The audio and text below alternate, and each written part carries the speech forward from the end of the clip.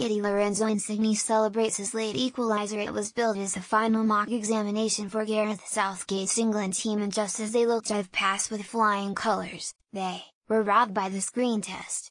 VAR once again had a part to play in Wembley drama when the lens spotted that James Tarkowski put a rear foot wrong when he planted his boot on Federico Chiesa's and eventually pointed to the spot.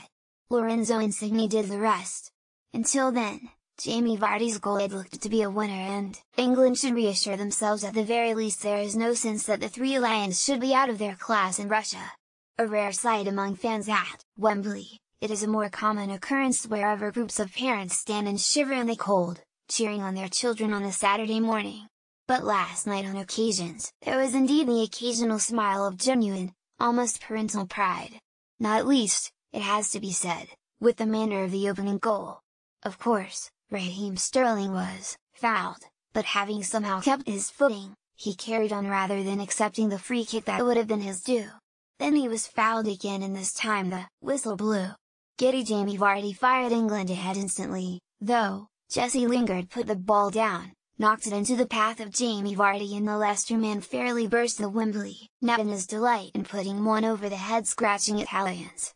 It's the sort of quick-witted outmaneuvering we were all encouraged to try to produce when we were school kids, before rolling around for the cameras, a slurp of energy drink, vanish spray, and a well-organized defensive wall became the norm.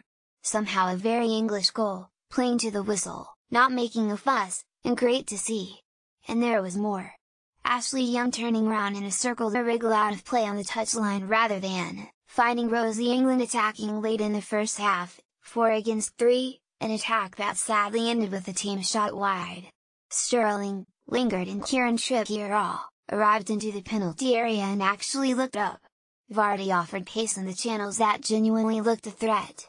But the schoolboy enthusiasm of Southgate's young team was never going to completely mask the danger of schoolboy errors and, on occasions, little more than petulant brutishness. Alex Oxlade-Chamberlain kicking the ball away after conceding a free kick received a yellow card. It will be given in Russia, a worrying lack of discipline ahead of a tournament where these things will tot up. Getty. Lewis Cook came on as a substitute to earn his grand at £17,000. Then just before the break, Young sided through David Zappacosta on the touchline in a challenge that could easily be red-carded by an officious tournament referee. 2 black marks, serious learning points both of them.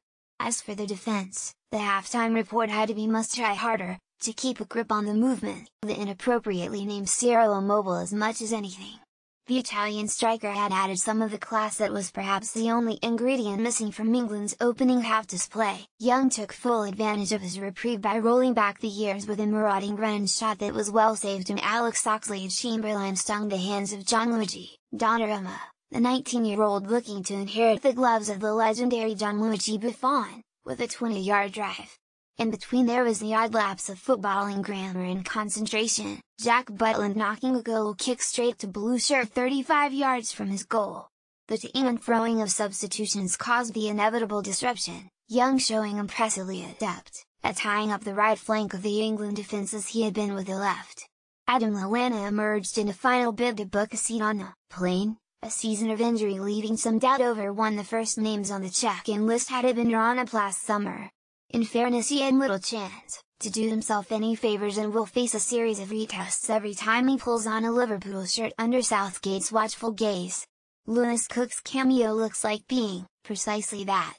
In another nod to schoolboy football, Stones suffered the ignominy of that seemingly regular incident at junior level, a ball kicked straight in his face, signalling the arrival of Jordan Henderson, with Dyer ending the game in the back three.